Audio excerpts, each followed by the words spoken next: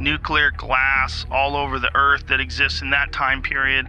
And it seems like something happened that reset civilization. O Saara, que se estende por grande parte do norte da África, incluindo o Marrocos, é mundialmente famoso como o deserto mais reconhecido em todo o planeta. Mas o quanto você realmente conhece sobre esse icônico deserto? Este vasto território árido abriga uma diversidade surpreendente de vida selvagem, que evoluiu para prosperar em um dos ecossistemas mais áridos da Terra.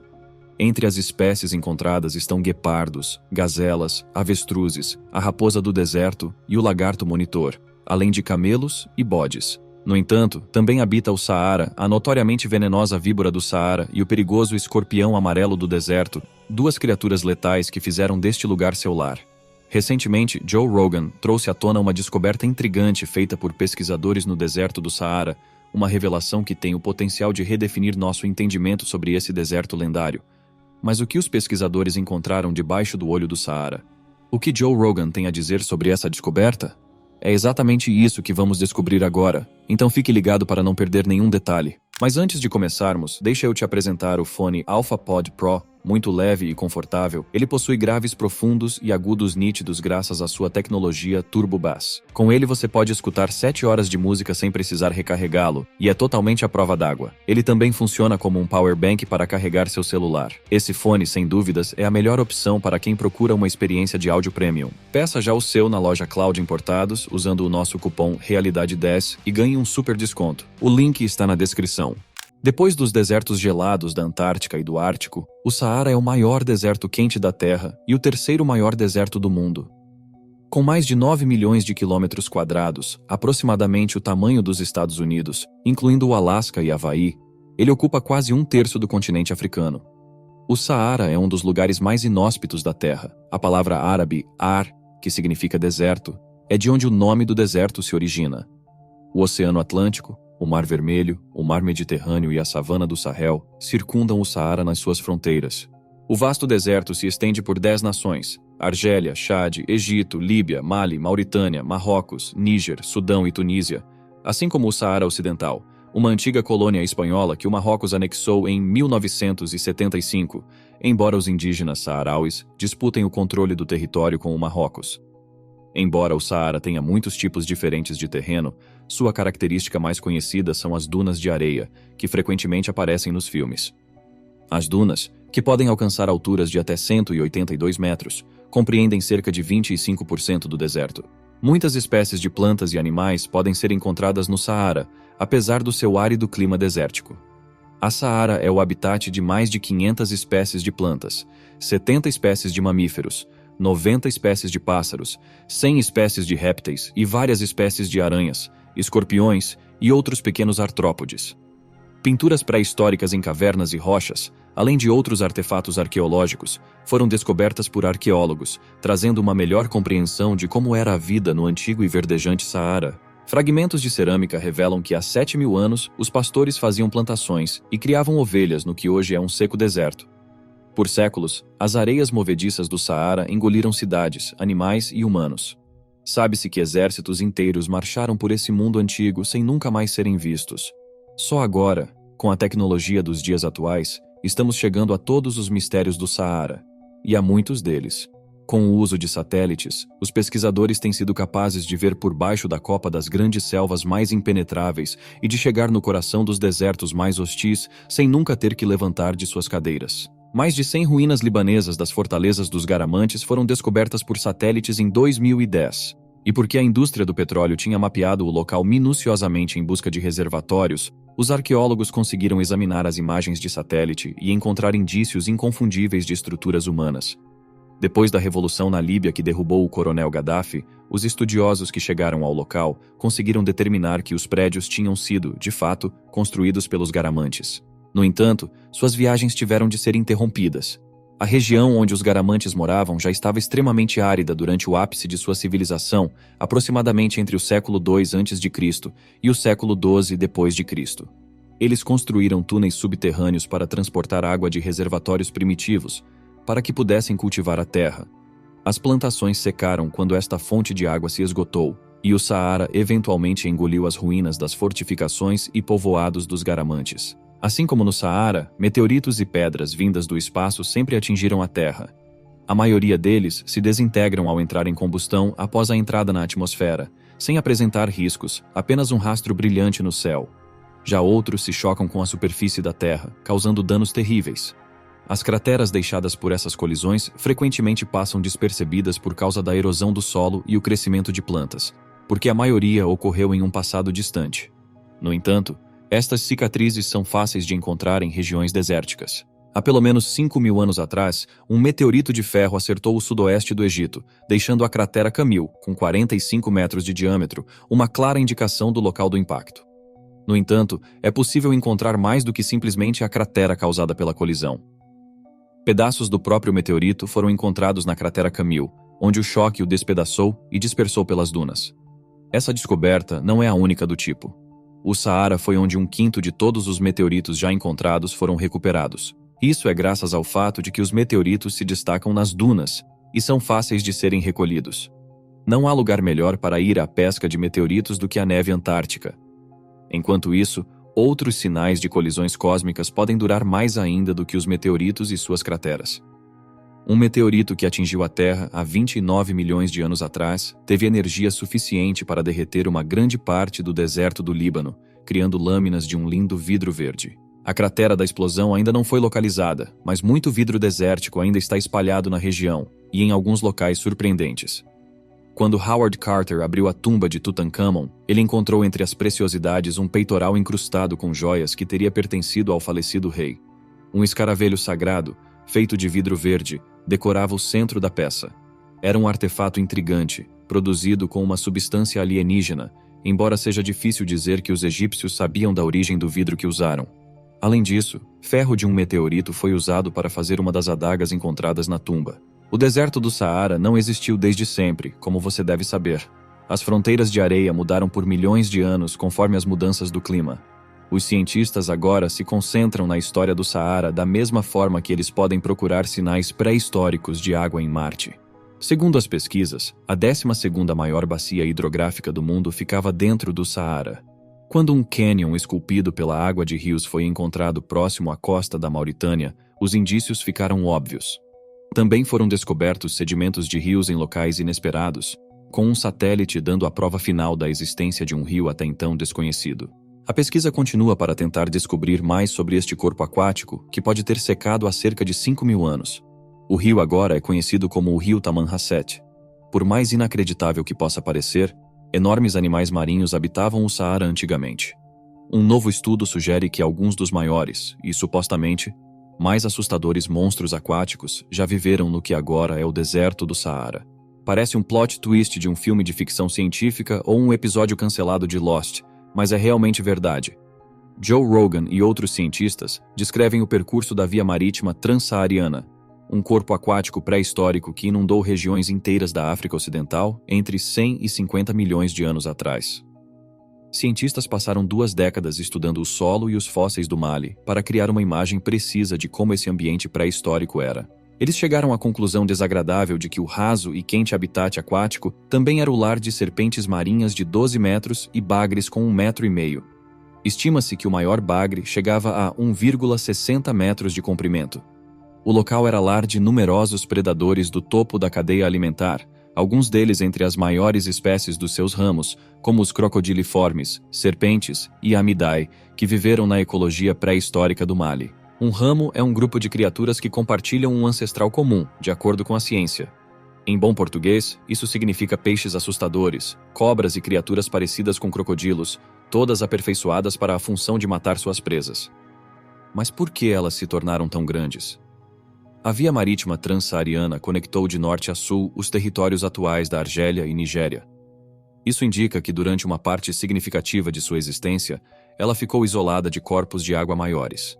Os pesquisadores acreditam que essa separação pode ter reduzido o número de predadores e garantido que os recursos ficassem constantemente disponíveis, o que é o ambiente ideal para uma espécie se espalhar sem ser impedida. É possível que esse fator ambiental tenha levado ao desenvolvimento de locais propícios ao endemismo aquático, o que favoreceu o gigantismo, como já foi observado em espécies de ilhas terrestres. Claramente, o Saara tem mudado muito desde seus dias como um pesadelo aquático. Pois é, Os monstros sempre viveram nas águas. O Machimosaurus rex, um crocodilo de 9 metros de comprimento, viveu há cerca de 120 milhões de anos, onde hoje é o deserto do Saara. O M. rex é o crocodilo mais famoso do oceano e provavelmente viveu antes em uma lagoa de grande porte que se estendeu até o mar de Tétis. Lá, ele caçava peixes e abria os cascos de tartarugas marinhas com a ajuda de sua cabeça gigantesca, com incrível força na mordida. Talvez ele também tenha comido as carcaças de animais grandes que também viviam no seu habitat. Pode parecer estranho que tanta vida aquática seja descoberta no Saara, mas a razão pela qual os paleontólogos estão achando tudo isso é justamente o fato do deserto ser tão hostil à vida. Frequentemente, os cientistas conseguem andar apenas por lugares em erosão para conseguir encontrar vestígios do passado, porque não há plantas ou muito solo encobrindo as rochas e sedimentos. O espinossauro é o maior dinossauro carnívoro já descoberto, e outro que segue o padrão das descobertas marinhas feitas no deserto. O espinossauro, também conhecido como Spinosaurus aegyptiacus, que viveu há 95 milhões de anos atrás, era maior do que o mais conhecido Tiranossauro rex, com 16 metros de comprimento por 7 metros de altura. A aparência e o comportamento do espinossauro não eram nada parecidos com seu famoso rival. O espinossauro tinha várias adaptações que intrigam os cientistas, incluindo uma grande barbatana de ossos nas costas. Ele é considerado atualmente como o único dinossauro totalmente semiaquático.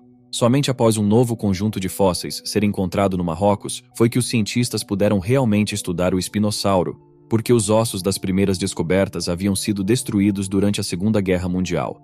Pés longos e planos, apropriados para nadar, e narinas no topo do focinho que permitiam que ele respirasse mesmo quando quase completamente submerso, são duas características que indicam que o espinossauro vivia parcialmente na água. Assim como a barbatana de um tubarão nos assusta hoje, a enorme barbatana em suas costas deve ter assustado as pessoas da antiguidade que moravam perto da água. Imagine como era viver naquela época. Outro fato curioso sobre o deserto é o maior cemitério humano do Saara, que foi descoberto acidentalmente por pesquisadores. O sítio arqueológico de Gobero, no Níger, habitado há aproximadamente 10 mil anos atrás, também traz evidências de um passado mais exuberante. Os restos humanos encontrados estavam misturados com os de peixes, crocodilos e outras criaturas. Muitas das descobertas estavam quase expostas, visivelmente despontando na areia. Cerca de 200 esqueletos humanos foram descobertos durante um período de 2 anos de escavações, indicando 2 períodos distintos de habitação com mais de 1000 anos de distância um do outro. Tanto os quífios como os tenarianos deixaram evidências de sua civilização. Pontas de flechas, joias feitas com ossos e arpões que seriam usados para caçar nos rios foram encontradas no local. Uma boa parte dos esqueletos eram particularmente estranhos. Um homem estava sobre os fragmentos do casco de uma tartaruga, enquanto o outro estava enterrado com a cabeça dentro de um pote de cerâmica. Talvez nunca entendamos completamente como essas pessoas viveram e morreram. Nem todos os mistérios do Saara já foram revelados. Até hoje, os cientistas continuam perplexos com o enigmático Olho do Saara. O Olho do Saara permaneceu desconhecido por milênios. Isso é graças ao fato de que, enquanto caminhamos na superfície da Terra, é difícil enxergar essa enorme e enigmática característica geológica. Foi só quando começamos a enviar pessoas ao espaço que descobrimos esta incrível formação na areia do deserto. A estrutura de Richat, também chamada de Olho do Saara, fica localizada no oeste da Mauritânia e tem cerca de 40 quilômetros de diâmetro. As crateras de impacto são importantes na geologia porque elas dão informações sobre o passado da Terra. Além disso, saber a frequência com que as rochas espaciais colidem com o nosso planeta ajuda os cientistas a fazer projeções futuras. O Olho do Saara já foi considerado uma cratera de impacto por especialistas, mas não foram encontradas rochas derretidas o suficiente para apoiar essa hipótese. De acordo com as teorias atuais, essa incrível formação natural tem uma origem consideravelmente mais complexa. Pode ser que a principal estrutura do olho seja composta pelos restos erodidos de um domo feito das camadas geológicas da Terra. As origens do Olho do Saara ainda são um mistério para os cientistas, mas 2 geólogos canadenses têm uma teoria. Eles acreditam que a formação do olho começou há mais de 100 milhões de anos atrás, quando as forças tectônicas partiram o supercontinente Pangeia e separaram o que agora são a África e a América do Sul. Um domo de camadas de rocha se formou quando a rocha derretida tentou subir para a superfície, sem conseguir cobri-lo completamente. Como resultado, as falhas sísmicas começaram a se formar em círculos ao redor do olho. Perto do centro da formação, calcário também derreteu. formando um tipo único de rocha chamado de brecha. O olho teve uma poderosa explosão há pouco mais de 100 milhões de anos atrás. O domo foi parcialmente implodido como resultado, e a erosão completou o processo para que se tornasse o olho do Saara como o conhecemos hoje. Diferentes tipos de rocha que erodiram em diferentes velocidades formam os anéis. A rocha vulcânica formada após a explosão pode ser vista como um círculo mais claro perto do centro do olho. Os astronautas modernos gostam do olho, já que o deserto do Saara é um mar ininterrupto de areia. O olho é um dos poucos destaques que se distinguem na paisagem sem graça, e agora já se tornou um marco significativo para eles. De acordo com algumas teorias, no olho do Saara estariam as ruínas de Atlântida, que Platão descreveu como anéis concêntricos de mar e terra. O olho, que tem aproximadamente 23,5 quilômetros de diâmetro, parece coisa de outro planeta. É provável que esta incrível estrutura seja o lugar de descanso de milhões de cidadãos da cidade perdida de Atlântida, baseada nas escrituras de Platão sobre o assunto. Muitas pessoas pensam que Platão descreveu Atlântida muito brevemente, apesar dos relatos épicos e emocionantes que ele deixou registrados. Assim como o olho do Saara, ele descreveu Atlântida como um grande arranjo de círculos concêntricos que alternavam entre terra e oceano. Segundo o filósofo, a próspera e idealista civilização de Atlântida serviu como inspiração para o modelo democrático de Atenas. A região foi descrita por Platão como abundante em ouro, prata, cobre e outras pedras e metais preciosos. A história de Atlântida, inicialmente contada pelos antigos egípcios, tem todas as características que você esperaria de uma civilização que não só estava à frente de seu tempo, mas que também era incrivelmente orgulhosa, de acordo com Platão. Além de ter um exército e uma marinha invictos, Atlântida era a líder em conhecimento, arquitetura, agricultura, tecnologia, diversidade e empoderamento espiritual. Os reis de Atlântida também reinaram com pulso firme. Não deveria surpreender que Atlântida tenha tido um fim parecido com o de Roma e possivelmente parecido também com o dos Estados Unidos. A única força disposta a proteger o continente, os atenienses, rapidamente revidaram contra as forças de Atlântida após eles lançarem um ataque gratuito e agressivo contra algumas regiões da Ásia. No meio das guerras, os deuses enviaram violentos tsunamis, terremotos, tornados, tempestades e enchentes contra o Império de Atlântida. A cidade se desintegrou no mar e no deserto, desaparecendo para sempre, como se arrependesse de suas transgressões. O olho do Saara, que pode ser visto do espaço e parece um enorme alvo de tiro, começou a surgir quando o supercontinente Pangeia se dividiu. Carbonatos e basaltos pretos, similares aos do Havaí, estão entre as rochas ígneas presentes no olho.